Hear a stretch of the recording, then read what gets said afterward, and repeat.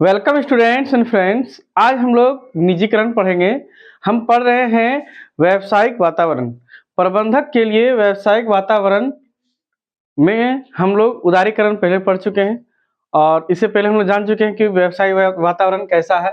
आज हम लोग निजीकरण पढ़ेंगे। ज़्यादा समय नहीं लगाते, जानते हैं कि निजीकरण क्या है। देखो, निजी का मतलब ही है प्राइवेट। निजी का मतलब क्या है? प्राइवेट। प्राइवेट तो है ना, पहले से है, लेकिन कौन सा प्राइवेट है? देखिए, निजीकरण से आशय ऐसी औद्योगिक इकाई को निजी क्षेत्र में हस्तांतरण किए जाने से है जो अभी तक सरकार के स्वामित्व में है। मतलब निजीकरण का सही अर्थ ये होगा, जो कंपनियां अभी भी सरकार के अंडर में है उसको धीरे धीरे क्या करना, निजी हाथों में, प्राइवेट लोगों को देना है। तो इसी को हम लोग कहते हैं निजीकरण। तो दिया क्यों जाएगा? कई बार आप देखेंगे भारत में निजीकरण का बहुत ज्यादा विरोध होता है। कारण ये है कि कई ऐसे लोग हैं जो मानते हैं कि निजीकरण बिल्कुल अच्छा नहीं है। क्योंकि मान लीजिए कोई कंपनी है, सरकारी कंपनी है, जिसे मान लीजिए कि रेलवे एक गवर्नमेंट कंपनी है ना, इंडियन रेलवे। तो इंडियन रेलवे का कुछ हिस्सा अगर प्राइवेट में बेच दिया जाएगा तो लोगों को लगने लगा कि अब सरकार जो है ना, कंपनियां प्राइवेट लोगों को बेच दे रही है। या बहुत सारा ऐसा कंपनी है जो अभी भी कुछ हिस्सा जो है, आप लोग हाल ही में सुनेंगे कि LIC का कुछ शेयर जो है प्राइवेट में बेच दिया गया। तो लोगों को लगने लगता है कि पूरा प्राइवेट अगर कर देगा तो आम आदमी के हित के लिए नहीं होगा। थोड़ा थोड़ा सच भी है कि सार्वजनिक कंपनी मतलब सरकारी कंपनी जो होता है वो जनता के लिए सोचेगा, जबकि प्राइवेट कंपनी कभी जनता के लिए नहीं सोचेगा। सोचो कि अगर रेलवे को पूरी तरह से प्राइवेट में दे दिया जाए तो टिकट का दाम कितना होगा? जितना चाहेगा उतना होगा, क्योंकि वो तो सीधी सी बात है, उसको पैसा कमाना है, सेवा नहीं देना है। जबकि सरकारी कंपनी जो भी सार्वजनिक कंपनी होती है उसका पहला उद्देश्य होता है पब्लिक को सेवा देना। तो सेवा की जगह के लाभ कमाना। तो निजी हाथों में देने का मतलब है निजी लोग उसमें आएंगे, प्राइवेट कंपनियां आएंगी और वो क्या करेंगे? लाभ कमाएंगे। लेकिन कुछ ऐसे भी कारण है जिसके लिए काफी ज्यादा बहुत अच्छा से लगेगा कि नहीं, प्राइवेट भी जरूरत है। कैसे जरूरत है? देखिए, अब रेलवे का एक काम ले लेते हैं। हम पूरा इंडियन रेलवे को प्राइवेट तो नहीं कर सकते हैं, क्योंकि भारत की सबसे बड़ी कंपनी है इंडियन रेलवे। अब इंडियन रेलवे के पास इतना पूंजी है कि प्राइवेट आदमी अगर दे देगा तो 2 दिन में एकदम विकास करके खत्म कर देगा, 2 साल में। जनता पिस जाएगी। जहां टिकट का दाम 100 रुपया वो सीधा 500 हो जाएगा, क्योंकि सीधी सी बात है, निजी हाथों में जाएगा तो वो सोचेगा ना कि जनता का पैसा लगता है या नहीं लगता। लेकिन देखिएगा, एक एग्जाम्पल है कि आप कभी रेलवे गए होंगे या स्टेशन गए होंगे तो वहां साफ सफाई के लिए प्राइवेट लोग रहता है ना, प्राइवेट आदमी रहता है। एक भी सरकारी कर्मचारी नहीं है साफ सफाई के लिए। लेकिन ऐसा नहीं था, पहले साफ सफाई के लिए सरकारी कर्मचारी ही होता था। अब सरकारी कर्मचारी आप देखिए काम कैसे करता है। सरकारी स्कूल में अगर पढ़े तो देखिए, मास्टर साहब कुर्सी लगाए बैठे हैं, धूप सेक रहे हैं, पढ़ा के थक गए हैं आधा घंटा, या पढ़ाते पढ़ाते आराम करते करते थक गए हैं। क्योंकि सरकारी नौकरी एक बार मिल जाता है ना जिसको भाई, वो आराम करने लगता है और आराम खोजने लगता है। भारत में ऐसी मानसिकता पहले से ही है कि government job that mean rest. अब आराम करना है, काम नहीं करना है। कोई बोलेगा तो ठीक है, नहीं तो चलेगा। तो ऐसे ही हालत है कि भारत में एक मानसिकता ही है कि सरकारी आदमी, अब मान लो प्राइवेट हाथों में दे दिया गया, क्या चीज? साफ सफाई का काम प्राइवेट हाथों में दे दिया। देखिए, रेलवे को एकदम प्लेटफॉर्म को साफ रखता है। सरकारी आदमी रहता है, झाड़ू नहीं मारता, दिन भर में एक बार मारता है, आधा मारता आधा छोड़ देता, गंदे रह जाता है। तो प्राइवेट हाथों में है तो इस कुछ नजरिए से आप देखेंगे तो आपको लगेगा कि नहीं, ये काम ठीक है, ये प्राइवेट में ही दे देना चाहिए। लेकिन आप क्या कहेंगे, पूरा रेलवे अगर प्राइवेट में दे देंगे तब तो फिर वही है कि गला घोंट देगा आपका।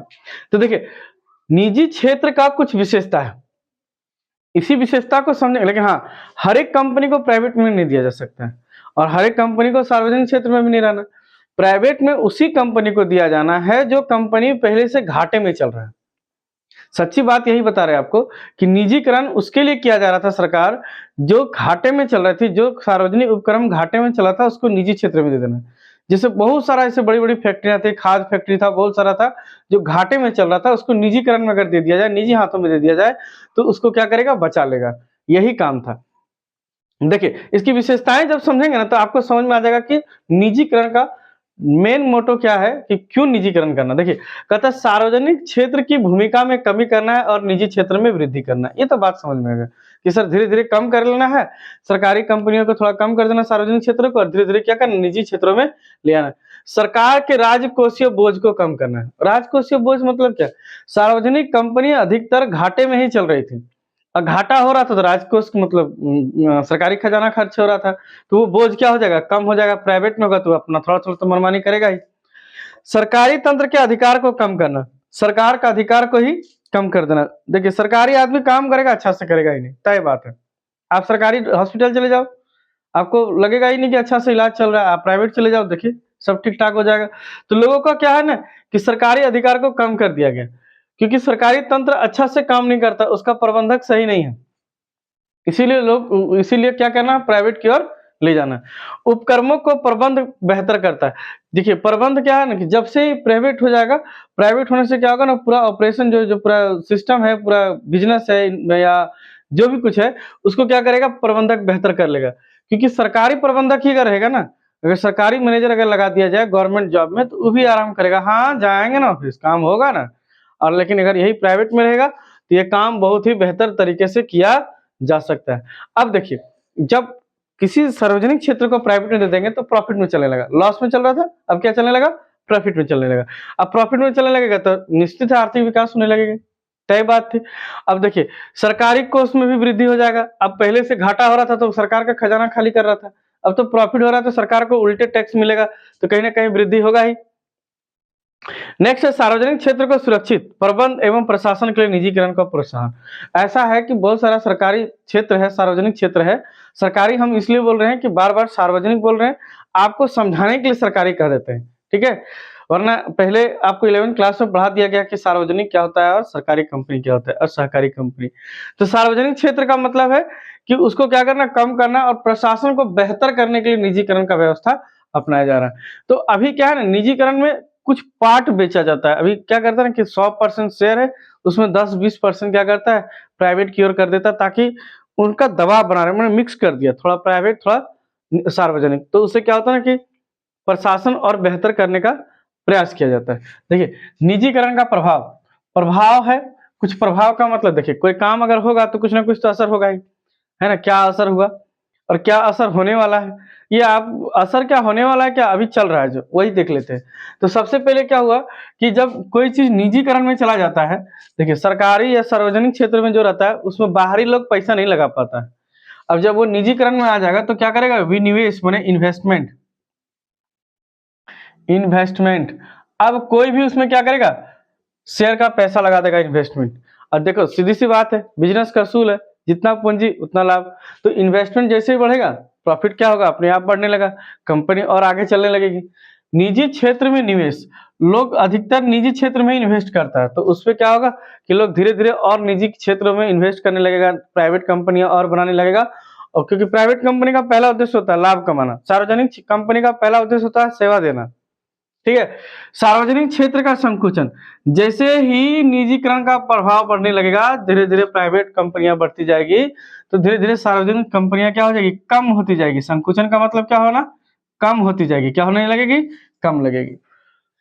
निजी क्षेत्र के उद्योग के विकास एवं विस्तार का प्रोत्साहन। देखिए, निजी क्षेत्र का उद्योग बहुत अच्छा चलता है। प्राइवेट लोग काम करता है, सैलरी लोगों को कम देता है, काम पूरा करवाता है और पूरा बढ़िया से काम लेता है, मैनेजमेंट सही से काम कराता है, जिस कारण से बहुत ही ज़्यादा कंपनी क्या करता है? अपने आप को विकास या विकसित कर लेती है। एक बात जो है, वो है आपको समझना है कि शेयर, है ना, ऋणों को अंशों में परिवर्तनशील आवश्यक नहीं, मतलब जो भी लोन वगैरह वगैरह लिया है ना, लोन को शेयर में कन्वर्ट नहीं किया जाएगा। लोन बहुत सारी कंपनियां ले लेती है, बैंक लोन है, फलाना जो भी है, सिक्योर अनसिक्योर लोन। जब पैसा पेमेंट नहीं दे पाता तो बोलता है कि शेयर दे दो, तो उसको शेयर में कन्वर्ट करना नहीं पड़ता है, क्योंकि इन्वेस्टमेंट इतना पैसा आने लगेगा तुम्हारे पास कि अब तुमको जरूरत ही नहीं सब चीज करने का, है ना। तो ये था कुछ कुछ प्राइवेट निजीकरण का लाभ, एक तरह से कहो तो निजीकरण का लाभ है, विशेषताएं, है ना, निजीकरण का विशेषता और निजीकरण का प्रभाव। आई होप आज का क्लास आपको अच्छा लगा होगा, आप समझे होंगे। एक बार वीडियो को लाइक कर दीजिए, शेयर करिए और कमेंट करिए कि कोई अगर ऐसा कुछ है जो आपको समझ में नहीं आया, या तो कम से कम इतना तो जरूर लिखिए कि आप कहाँ से देख रहे हैं। आज के लिए इतना ही। Nice to meet you. जय हिंद।